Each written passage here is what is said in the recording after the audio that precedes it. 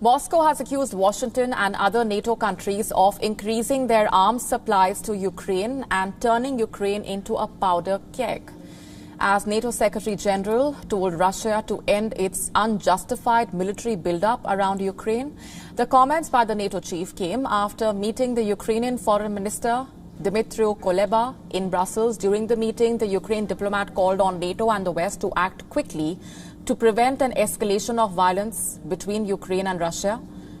He also urged further sanctions against Moscow and more military help for Kiev.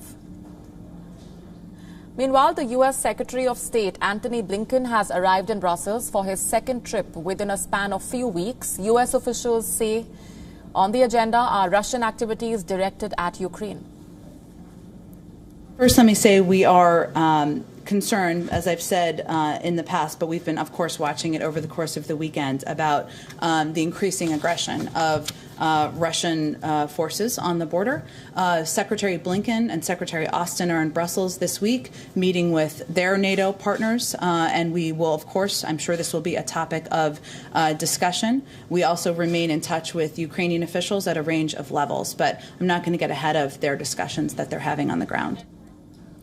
Defense Secretary Lloyd Austin will also join Blinken in Brussels. The trip by the two American officials coincides with increasing tensions over Russian activities near Ukraine's eastern border, where Washington says Russia has amassed more troops than at any time since 2014, when it annexed Crimea. Meanwhile, the Russian Foreign Minister Sergei Lavrov on Monday said that it was Washington, not Moscow, which had to answer questions about its activities in and around Ukraine.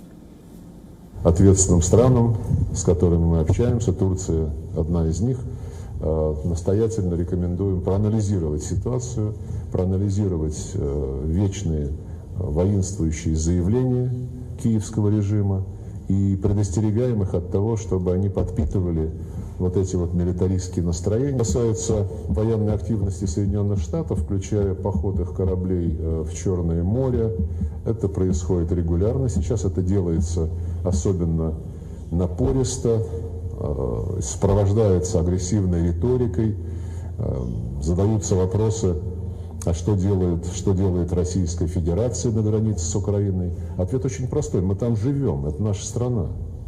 А вот что делают Соединенные Штаты в виде своих кораблей, военнослужащих, которые постоянно организуют какие-то мероприятия по линии НАТО на Украине. This statement comes after Washington accused Russia of a provocative build-up and after Turkey, a NATO ally, said that Washington, which has provided arms to Ukraine, would send 2 warships to the Black Sea this week.